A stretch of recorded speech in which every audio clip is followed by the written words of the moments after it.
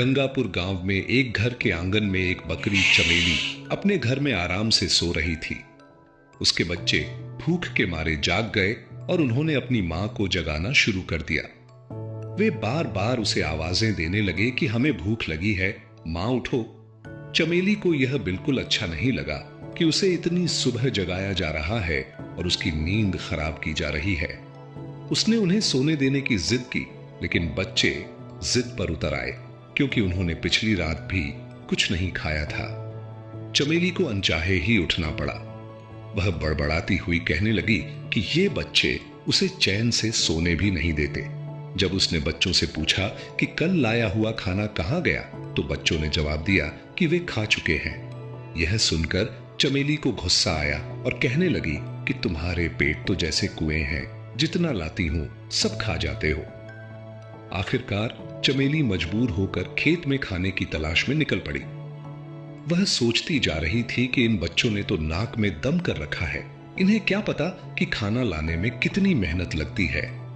चमेली एक कामचोर और सुस्त बकरी थी। उसे दिन भर सिर्फ सोना पसंद था। पिछली बार जैसे तैसे जंगल से खाना मिल गया था, लेकिन अब वहां के जानवर उसे कुछ देने को तैयार नहीं थे। वह सोचने लगी कि अब खाना कहां से लाए। इतने में उसे दूर एक बड़ा सा बाग नजर आया जिसमें बहुत सारे फलों के पेड़ थे। वह खुश हो गई और सोचने लगी कि चलो यहीं से कुछ फल ले लेती हूं। जैसे ही वह फल तोड़ने के लिए आगे बढ़ी, एक बैल ने उसे रोक लिया। बैल ने उसे बताया कि ये फल खैरात में नहीं मिलते और अगर फल चाहिए तो कीमत देनी पड़ेगी। चमेली के पास पैसे नहीं थे। उसने बैल से रहम की अपील की और अपनी हालत बताई।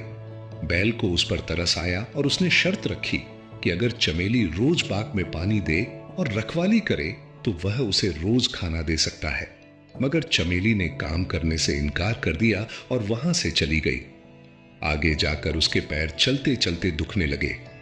वह थक चुकी थी और कहने लगी कि थोड़े से खाने के लिए कितना चलना पड़ता है। इतने में उसे दूर एक इंसान का घर नजर आया जहां दो बकरियां आंगन में खड़ी घास खा रही थीं। चमेली ने सोचा कि ये मेरी ही जात की बकरियां होंगी, ये जरूर कुछ खाने को देंगी।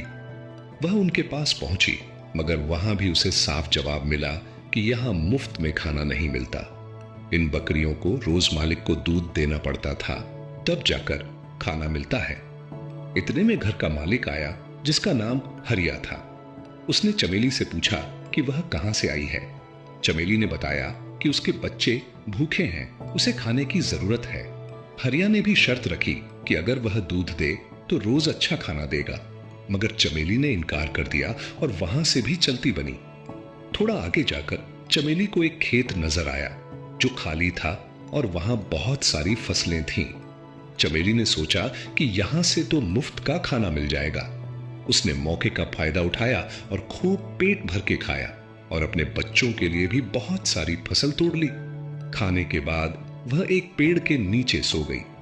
कुछ देर बाद खेत का मालिक चमन आया। उसने देखा कि उसकी फसल किसी ने तोड़ी है। वह गुस्से से चमेली को पेड़ से बांध देता है और इल्जाम लगाता है कि उसने चोरी की है। चमेली रहम की अपील करती है, मगर चमन का दिल नहीं पसीजता। वह घर के अंदर चला जाता है और चमेली 3 दिन तक भूखी प्यासी बंधी रहती है। उधर चमेली के बच्चे घर में बैठे अपनी मां का इंतजार कर रहे थे और सोचने लगे कि मां कहीं फिर सो तो नहीं गई। वे कहते हैं कि मां कितनी सुस्त और कामचोर है, शायद उसे हमारी परवाह नहीं, मगर हमें उसकी फिक्र है। चलो हम उसे ढूंढने निकलते हैं। उधर चमेली बहुत कमजोर हो चुकी थी। रात के वक्त एक चूहा उसके पास आता है जो उसे पहचान लेता है। चमेली उससे विनती करती है कि उसके बच्चों का हाल बुरा है, उसे आजाद कर दे। पहले चूहा इनकार करता है, लेकिन जब चमेली उसे रास्ता देती है तो वह रस्सी काटकर चमेली को आजाद कर देता है। चमेली फौरन अपने बच्चों के लिए खाना लेकर घर पहुंचती है, मगर बच्चे गायब होते हैं। वह घबरा जाती है और उनकी तलाश में निकल पड़ती है। कई घंटों बाद वह दोबारा उस बैल के पास पहुंचती है जो बाग का मालिक था। वह बैल बताता है कि बच्चे 2 दिन पहले उसके पास आए थे और अपनी मां के बारे में पूछ रहे थे, मगर जब बैल ने उन्हें बताया कि उनकी मां एक कामचोर बकरी है तो बच्चे शर्मिंदा होकर वहां से चले गए। चमेली रोती हुई बच्चों की तलाश में हर तरफ भटकती है और चलते चलते हरिया के घर पहुंचती है। हरिया उसे पहचान लेता है और पूछता है कि वह फिर चोरी करने आई है। चमेली बताती है कि वह सिर्फ अपने बच्चों की तलाश में आई है। हरिया बताता है कि वे तीनों बच्चे उसके पास भूखे प्यासे आए थे और उसने उन्हें खाना खिलाकर रुखसत किया।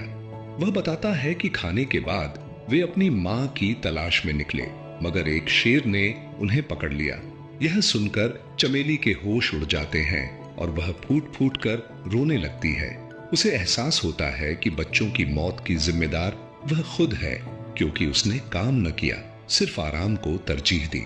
अगर वह उस दिन बैल की बात मानकर काम कर लेती या हरिया की शर्त मान लेती तो उसके बच्चे आज जिंदा होते। वह गमगीन होकर चमन के खेत में वापस जाती है और उससे कहती है कि वह उसे दोबारा पेड़ से बांध दे, क्योंकि वह अब जीना नहीं चाहती। चमन यह सुनकर हैरान हो जाता है, मगर उसकी सच्चाई सुनकर उसे तरस आता है और कहता है कि वह सजा नहीं देना चाहता। चमेली कहती है कि अगर सजा नहीं दी जाएगी तो वह खुद ही कहीं जाकर मर जाएगी। इतने में पीछे से बच्चों की आवाज आती है। चमेली पीछे मुड़कर देखती है तो उसके तीनों बच्चे जिंदा खड़े होते हैं। वह खुशी से बेहाल हो जाती है और उन्हें गले लगा लेती है। बच्चों को बचाने वाला चूहा बताता है कि जब उसे पता चला कि बच्चों को शेर ने घेर लिया है तो वह फौरन पहुंचा और शेर को डराकर बच्चों को बचा लाया। चमेली हरिया से कहती है कि वह अब हमेशा उसके खेत में मेहनत करके अपने बच्चों के साथ रहना चाहती है।